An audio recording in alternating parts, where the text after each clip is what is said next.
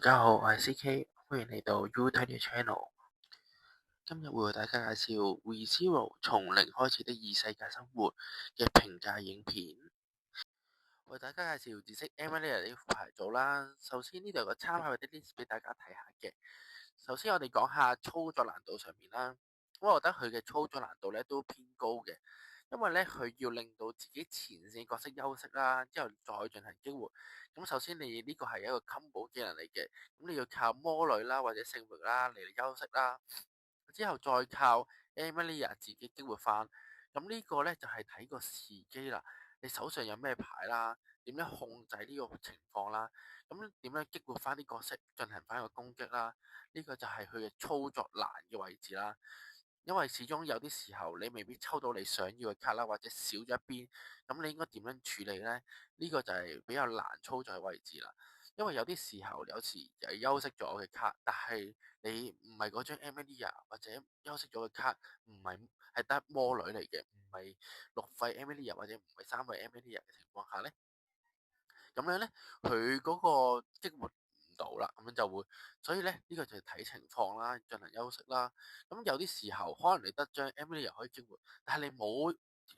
魔女或者聖域嚟進行休息呢，令到佢有效果發動呢。咁其實呢個就係另外一個問題啦。因為3費嘅 Emilia 呢係需要休息咗再激活翻先會上4000攻，而6費嘅 Emilia 呢，就要休息咗再激活翻佢先有 impact 同埋殺一隻1500嘅怪，所以呢個就係一個操作嘅難度啦。即係可能有啲時候你有一邊冇另外一邊，咁呢個點樣處理呢？所以呢個就係話點解話佢操作係比較難啲嘅問題啦。好，去到第二樣嘢啦，就係個控場能力啦。我覺得佢嘅控場能力咧叫做中規中矩啦，因為佢雖然又話有6費嘅 Emilia 可以血有 trigger 出嚟 raise 上去減人哋3500，擋人哋一下或者擋人哋2下咁樣啦。咁但係因為佢嘅費用咧係比較偏高少少嘅，要6費咁多。所以咧，佢嘅控場能力咧都係差少少嘅，不過都叫做有好過冇。咁除咗呢樣嘢咧之後，除得翻個 special 啦嚟控翻人哋啦，拆解人哋怪啦，咁其他咧就冇咩特別啦。好，去到下一樣嘢啦，咁就係講佢嘅體質方面啦。佢嘅體質方面咧，其實大多數全部都係得個4000嘅怪啦，而冇一啲4500啦或者5000嘅怪啦，所以佢嘅體質方面咧係比較一般少少啦。同埋佢個 impact 位咧係需要發咗效休息效再激活翻先會有 impact 嘅，所以咧呢個係有少少唔算太好嘅，因為多數人哋而家啲 impact 嘅角色咧，多數都係唔使任何條件而又獲得呢個 impact 嘅效果啦，所以係比較唔好嘅體質位嚟嘅。但係佢另外一樣好處咧，呢副牌咧就係抽雷係比較快少少啦。但係你抽雷抽嚟抽去，其實都係抽張 special 上手，或者抽張6費 Emilia 解人哋2下，即係加埋 special 解多下咁樣。咁其實就一般嘅，因為你6費起機，但係你要冇鋪場嘅怪啦，咁就會難啲啦。個體質又唔係話有4500可以擋人哋啦，所以就差少少啦，冇咁好嘅。咁去到最後嘅解場能力，咁佢嘅解場能力咧其實係 OK 嘅，因為佢有6費嘅 Emilia 啦，減人哋3500，再休息再激活翻嘅話咧，可以殺人哋1500，夾埋咧係5000，可以5000以上5000以下嘅怪就可以進行一個解除嘅動作啦，加埋有張 special，咁有2款解場嘅能力咧，其實都唔差嘅。咁綜合評分嚟講咧，我就覺得係大約 T2左右嘅評價啦，就未去到話太過頂尖。始終佢要個 combo 嘅技能咧，都係偏多少少啦，同埋難啲控制成副牌組，係啦，所以就大約個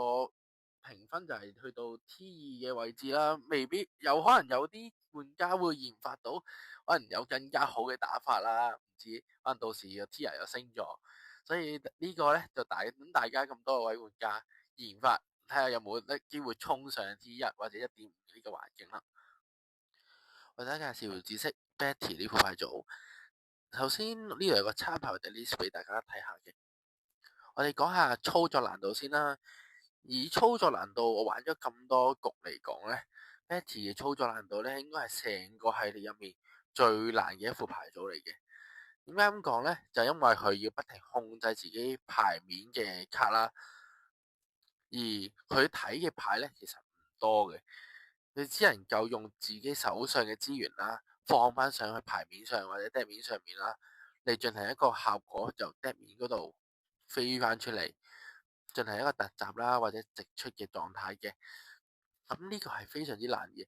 如果以參考用 deck 面呢個效果嚟睇以往嘅牌系列呢，係就得黃 Loa 呢副牌組啦，咁係同佢類近嘅啫。係黃 Loa 佢有個優點就係佢可以不停睇牌，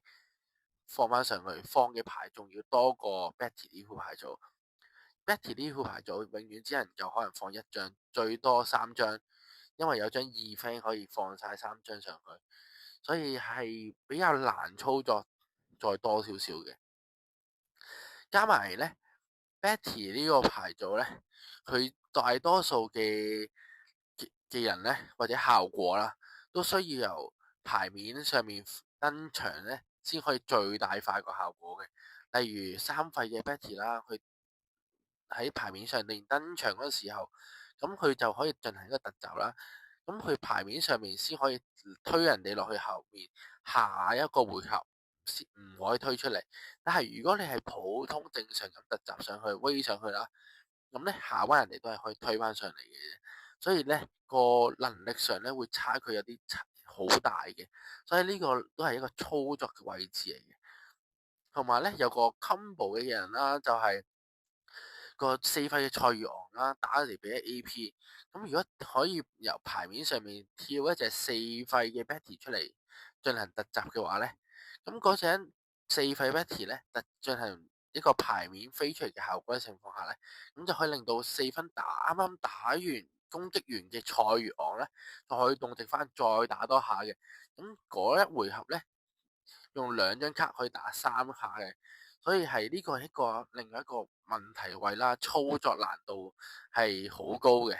所以你放咩卡上去，點樣攻擊呢一彎應該點樣處理，係好多嘢需要思考嘅。放錯咗，咁就好難翻翻轉頭噶啦。咁好多位置呢，呢個容錯率咧係非常之高嘅，所以係好難玩嘅呢副牌組。咁去到下一個樣嘢啦，就係個控場能力啦。佢個控場能力其實唔差嘅，因為佢有額外嘅推人哋去後面呢樣嘢啦，令到人哋前線永遠都會少一個啦，或者嗰一下少一個啦咁樣啦。咁其實係好好嘅，加埋佢其實有普通解啦，佢嘅 special 咧係3費嘅啫，即係好長能源線，只有3個能量就可以發動呢個卡牌嘅效果啦。咁其實係幾優秀嘅呢樣嘢，所以咧佢有2種令到人哋控制人哋嘅牌組或者一個場面嘅情況下咧，其實都係幾好嘅個能力上面。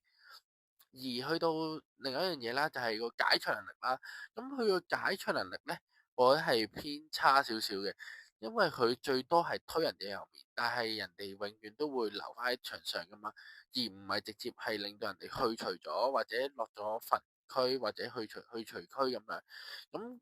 咁佢嘅解場能力就唔算特別優秀嘅，所以就只能去到一般嘅水平啦。而去到體質嘅方面咧，其實呢副牌我玩過，有個問題就係，假設遇到一啲5000以上嘅角色嘅情況下，或者5000以上嘅牌組嘅情況下，係好難打嘅。有啲位置，假設人哋有2-3隻5000或者4500皇帝咁樣嘅水平嘅情況下，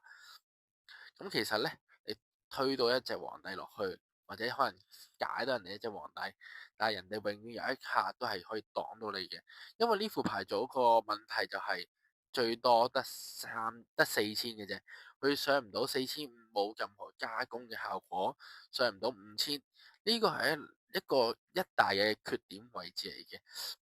雖然佢話打落去好似好快咁樣，但係你前期如果做唔到個 combo 咧，其實都打唔到好多拳嘅啫。所以我覺得佢對佢嘅體質嚟講咧係比較偏差少少個評分。咁佢綜合評價咧，其實如果你玩得好熟好熟，熟練度係好高嘅情況下咧，咁 Betty 呢副牌組其實我覺得係有1.5呢個水平嘅。點解咁講咧？就係因為佢又有impact 啦，又有推人啦，去向場去除後場啦，又有 special 啦解怪啦，之後咧佢仲係可以打拳頭數啦。其實佢嘅攻擊手段咧，或者嘅都比較多嘅，加埋佢有張3費嘅 starter 嘅卡啦，Betty 啦，可以由地面飛出嚟直出嘅。咁佢嘅速攻能力咧都係偏高少少嘅，所以我會俾到1.5，不過係要熟練度非常之高先可以做到嘅。大約個綜合評價咧就去到呢度啦，睇下有冇其他玩家咧研發到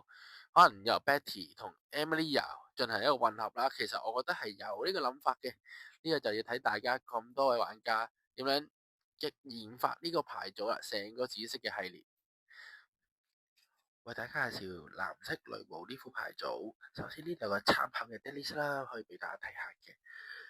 我哋講下操作難度先啦，佢嘅操作難度上面咧就唔高嘅，因為佢冇一個連技啦，佢嘅 combo 技能啦喺呢個牌組入邊嘅。只要你夠多0分嘅蔡月昂咧，之後你再突襲5費嘅雷姆上去咧，咁你就可以殺一隻怪啦，所以就冇咩難度可言嘅，所以就難度唔高啦。而去到控場方面啦，控場方面咧，其實就冇點控場嘅，即係佢冇夾攻啊，或者血跳出嚟有其他效果，或者血跳出嚟可以加多1000變5000，阻擋人哋一下，冇任何呢啲控場嘅效果，令到人哋有啲麻煩嘅情況係冇嘅。最主要咧，都係唯一一個麻煩嘅位置咧，就係怕你5費嘅雷姆進行一個解怪嘅情況啦。但係因為5費嘅雷姆咧，佢血有出嚟咧，開出嚟咧係唔可以直接進行突襲嘅，要加入手牌嘅，所以咧佢呢個係一個缺點嚟嘅，唔算特別好嘅控場能力啦。而去到佢嘅解場能力啦，佢嘅解場能力係 OK 嘅，叫做中規中矩，叫做多一款解嘅。但係佢烏解咧就解細怪為主嘅，因為玩落去咧，多數情況下咧，最多都係2張蔡月昂。有啲時候你好啲，好運氣啲，或者順起上嚟，可能有3、4張咁樣。不過多數都唔會見到呢個情況嘅，所以多數都係2至3張啦，可能最多揀人哋一隻4000嘅怪。但平時咧，多數情況下咧，都係揀人哋一隻3000以下嘅怪為主嘅，所以咧就一般般嘅啫，個解場力解唔到4000咧，就會感覺上就會差少少咁樣啦。而去到體質方面啦，佢體質方面咧就唔算特別好嘅，因為咧而家好多4500嘅以上嘅角色啦，或者佢牌組嘅情況下咧，其實呢副牌咧唔係特別佔優嘅啫，因為佢有啲色，佢多數都係4000啦，而人冇加工嘅效果嘅，係除咗得蔡月娥啦，可以上到 safety 以上俾到呢個效果嘅，不過佢只能夠派俾0費嘅蔡月昂啦，即係雷姆啦、打陣時啦、發酵啦，就派俾0費嘅蔡月昂4000以上俾到。不過呢個就係個問題啦，0費得1500攻，即係 BP 得1500嘅情況下咧，多數對手如果有啲2000或者3000嘅怪咧，佢角色嘅情況下咧，多數都可以阻擋咗落嚟嘅，所以其實佢就唔算特別好嘅，成個體質上面嚟講。所以綜合評價咧，佢得 T2左右嘅啫，未去到太高嘅水平。始終佢嘅缺點都比較多少少，純粹係單純我覺得係比較容易玩易上手啲嘅。但係咧，而家去到日本嘅方面咧，有啲日本人咧已經研發咗或者研究咗啦，混合嘅版本啦，就令到佢嘅上限提升咗嘅。咁就係混咗貓女啦，或者庫爾修咁樣嘅，咁佢就可以令到成個牌組咧就可以加攻啦，或者進行一個拉掛嘅情況下啦，鋪翻啲菜園係零分喺呢個後場啦，或者前線啦，咁即係多少少菜園零分啦，令到解場咧都容易啲啦，或者過5000以上嘅角色都容易啲嘅。所以咧，呢個都係新舊嘅玩法啦，都未有個實測啦，未有人試玩過，純粹有人研究咗砌咗出嚟，所以咁多位玩家都可以研究下，會唔會真係好打啲咧？個上限提升咗去到 T1.5 嘅水平咧，或者 T1 嘅水平咧？呢個就要有待咁多位玩家研究啊。到藍色庫爾修同埋貓女呢個牌組啦，呢度有個參考嘅 list 俾大家睇下嘅。首先我哋講下佢嘅操作難度上面啦，佢哋操作難度上面，我覺得就唔算特別高嘅，因為佢最主要咧嘅效果咧都係以起動效果嚟為主啦，咁咧都要登場咗先，就可以再發動效果嘅，咁就可以根據當其時嘅情況啦，再決定啦。而諗嘅嘢咧都比較簡單啲啦，就係諗需唔需要公開手上嘅卡啦嚟發動效果嘅。佢成副牌組以公開自己手牌嚟發動嘅，所以就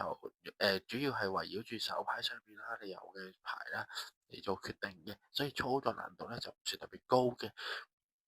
咁咧，所以就還好嘅成副牌組就咁去到控場能力方面啦，控場能力方面咧，我覺得就一般啦，就唔會去到好好嘅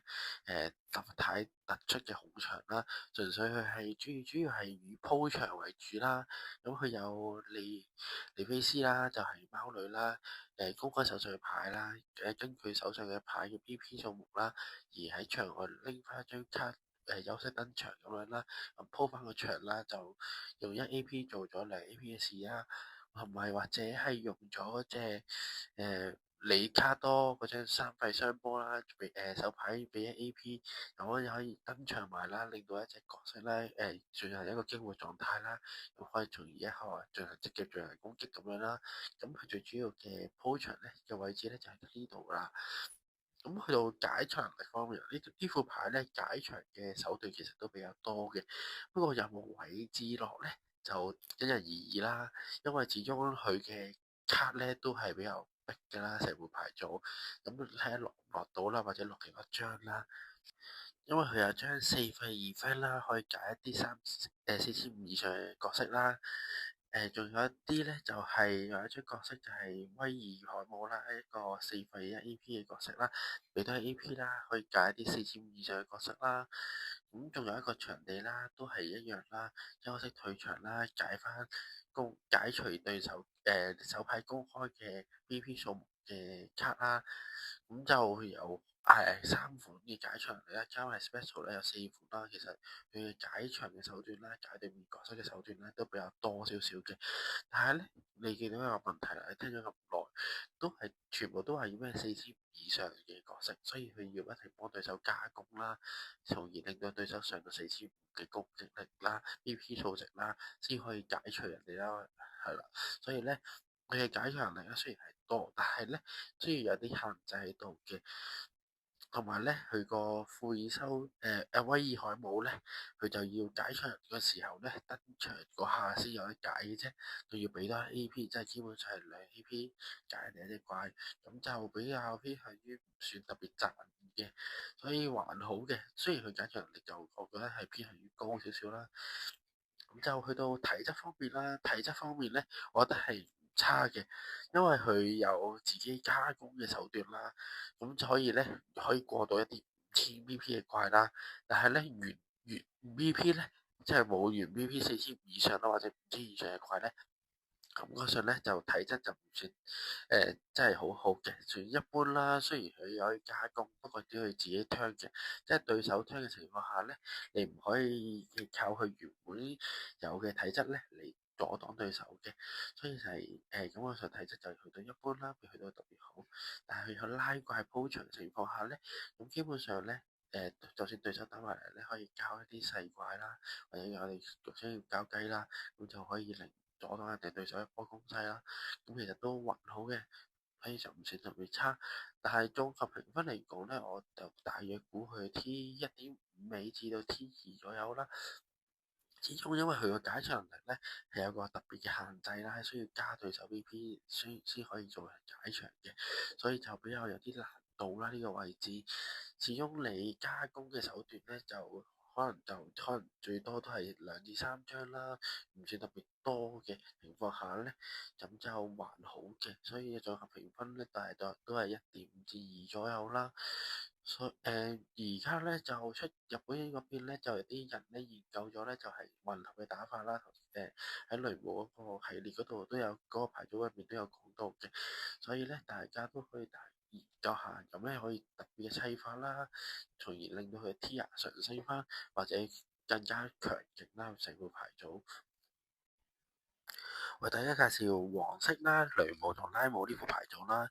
首先有個 Dennis 啦，俾大家參考一下嘅。首先我哋講下佢嘅操作難度先啦。佢嘅操作難度上面咧，我覺得就唔算特別難度。因為咧佢最主要係登場少少效果嘅，最主要都係抽牌啦、揾牌啦，同埋減攻嘅情況嘅啫。其實就冇咩特別太難操作嘅效果嘅，所以就操作難度上面咧唔算特別高啦。咁咧，所以咧就還好嘅個操作，即係新手都適合使用噶啦。咁首先，另外一方面咧就係控場能力啦。我覺得佢特別優勢位置就係呢個位置，就係控場能力啦。因為咧，佢首先黃色啦，佢嘅卡拿咧，如果喺血區嘅情況下咧，就會有一個控制人哋嘅效果啦，令到人哋打少一下啦，或者四費雷姆血出嚟啦，做係突襲嘅情況下咧，可以拉多隻怪啦。如果拉怪咧係拉翻張卡拿嘅雷姆咧，咁就可以再減人哋 BP，咁令到人哋停機打少一下啦。之後或者佢有張四費嘅拉姆血出嚟突襲，全部一次過減1000，咁就可以全部得翻3000，或者全部得翻2000，或者3200咁啦。至少都係擋到1至2拳嘅，所以令到成個控制嘅能力咧，又會非常之優秀啦。呢個夏娃咧，你又係變咗4000攻擊力，可以攻擊翻人哋喎，所以就呢成個控場嘅能力咧係非常之好嘅。而去到另外一方面啦，就係解場能力啦。咁解場能力咧，其實係都唔差嘅，因為佢有追擊效果。雖然佢唔可以追擊4000以上嘅角色啦，但係因為佢其實減攻嘅減 VP 嘅方面咧，其實都卡嘅咧比較多少少嘅，所以咧就唔驚話追唔到啲大怪嘅，因為你減完攻再進行追擊，個追擊效果咧係主起動效嚟嘅，你嗰彎可以唔追，可以下彎先再追。總之你講發動效果，你先可以獲得追擊。即係你有下個啦，Ray 咗突襲咗出嚟，咁冇減 PP 喺手，我咪追擊住咯。咁去到下彎，你有減 PP 嘅角色喺手啦，再減 PP，再進行追擊，咁咧就非常之優秀嘅。咁咧呢個追擊咧係直接解除人哋係冇辦法進行阻擋嘅，係最top 嘅黃色框嘅效果嚟嘅。咁就人哋發唔到阻擋效嘅，所以就係好好啦，好優秀嘅位置啦。咁去到體質方面啦，佢體質方面咧，正常咧就得4000嘅怪啦，就冇去到5000或者4500啦。但係因為佢嘅夾攻手段啦，同埋抽牌手段都多少少嘅。咁抽牌手段咧就係最主要靠拉姆啦嚟抽一啦，又只要有雷姆喺場上嗰陣時，唔係拉怪情況下啦。就有雷姆突襲嗰時拉張3以下啦，之後咧同埋佢有一個減攻 keep 住維持住減攻嘅情況下嘅話咧，佢基本上咧只要佢4500都唔緊要嘅，對面4500、5000又好，總之你因為佢一下咧通常都係減2000或者全部減1000嘅情況下咧，所以就 OK 嘅，就算4000 VP 嘅體質都還可以接受嘅。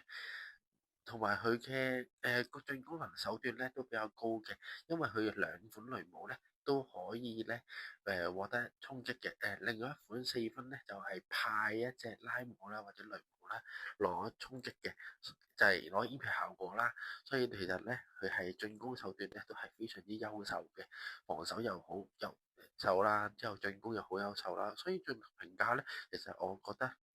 就有 T 1.5 top 頂嘅位置嘅，所以係有機會衝擊 T1嘅環境啦。所以就睇大家有冇咩諗法啦，咁多位玩家嘅研發啦，可能有機會衝上 T1尾或者 T1中段嘅牌組嚟嘅呢副係。為大家介紹黃色 Emilia 呢副牌組啦。首先呢度有參考嘅 decklist 啦，俾大家睇下嘅。首先我哋講下佢嘅操作難度先啦。佢嘅操作難度咧就唔算特別難嘅，因為佢所有嘢都係得個登場效果啦，都係比較簡單先啦易明嘅。同埋佢主要係一個任務 deck 嚟嘅，睇你總之係用你嘅最快速度啦，將所有時間差咧放到場外。放到4張以上就開始有效果噶啦，6張就基本上全部效果都有啦，8張就係有晒所有效果咁滯噶啦。因為最高上限咧就係8張啦，8張事件嘅話咧，咁就可以令到對手咧，下一次啦連續兩個回合啦，不能被擊活嘅，咁就要靠嗰張5費嘅 Emilia 啦，登場時效果嚟嘅。咁咧，去到控場能力方面啦，咁控場能力方面咧，都係講翻五費嘅 Emilia 啦，咁佢就最主要係登場時令到人哋休息啦，令到人哋打消一下啦，或者啦黃色嘅優勢位啦，個卡拿位置啦，令到人哋咧都係進行休息啦，不能被激活啦，咁就可以控制人哋一下，令到人哋打消一下啦。咁其實咧控場能力方面咧就 OK 嘅，唔算特別差。咁去到解場能力方面啦，呢副牌組咧就冇額外解場能力咧，主要係以控制手段為主啦。咁所以佢解場能力咧就唔算特別高 lucky 啦。咁就只有得4張嘅 special 啦，可以進行一個解場嘅位置啦。咁咧佢個體質方面啦，咁佢嘅體質上面咧最主要都係4000啦，冇4000或者5000嘅原 PP 啦，全部都係原 PP 都係4000啦。同埋咧，佢個問題就係冇加工嘅效果啦，令到如果打5000以上嘅怪啦，或者4500以上嘅怪咧，咁都比較有啲少少困難嘅，必須要靠5費嘅 Emilia 啦嚟進行休息啦，令到對手下一彎不能被激活啦。咁呢個手段咧，控制人哋嘅手段咧，嚟打得入啦，令到人哋擋唔到嘅，或者咧配一張2 friend 啦，中煙的獸啦，咁就係幫個派克加工啦，卡多2000加埋落 impact 咧，咁就從而令到過咗線啦，令到人哋對手擋唔到啦，咁樣嘅，所以咧整體而言咧，佢嘅體質咧就唔算特別好啦，算中規中矩咁樣啦。咁綜合評分咧就大約 T1.5 至2左右嘅，因為暫時因為呢副牌我未特別試過啦，但係聽人哋講咧，佢個操作咧有 T1.5 嘅情況咧，其實我覺得都睇得出嘅，因為佢嘅事件上面啦都係比較優秀啦，有個徽章啦，可以令到佢揾完牌咧就回翻 AP 啦，咁就唔會蝕咗個 AP 位置啦，仲要有控場位啦、橫低啦，之後加埋其實都有基本嘅穿貫穿啦、impact 啦嘅效果嘅，咁所以整體而言咧都唔算特別差嘅，大約1.5尾，即冇雷冇拉冇咁勁啦。咁因為佢控場始終會差少少啦，同埋佢嘅體質咧都唔算特別好嘅，但係可能咧。睇下有冇玩家可以研發到黃色可以進行一個混合版啦，令到佢嘅 Tier 上升啦，或者佢令到成副牌咧更上一層樓咁樣啦，更加勁啦變得係啦，咁就呢個就睇之後咁多位玩家嘅研發啦。最後啦，咁我就分析晒所有 ReZero 成個系列嘅牌組啦，咁每個 decklist 咧都俾咗大家嘅，咁有基本砌法啦，俾大家參考一下啦。咁去到 Tier 評分嗰個位咧，咁就大約咧全部都係我玩完咧試過之後嘅大約嘅強度嘅感覺啦，咁未必係準確噶啦，咁到時可能出咧有啲唔同啦，可能根據翻現環境，可能打到一啲打翻上去啦，有啲跌咗落去啦，都唔定嘅。咁咧到時咧可能或者有啲新嘅混合砌法啦，都有可能嘅。咁呢啲我評分咧都係俾一個大家參考嘅啫。咁大家如果中意呢個影片嘅話咧，記得 like and subscribe 呢條影片啦。多謝大家，下條片再見，拜拜。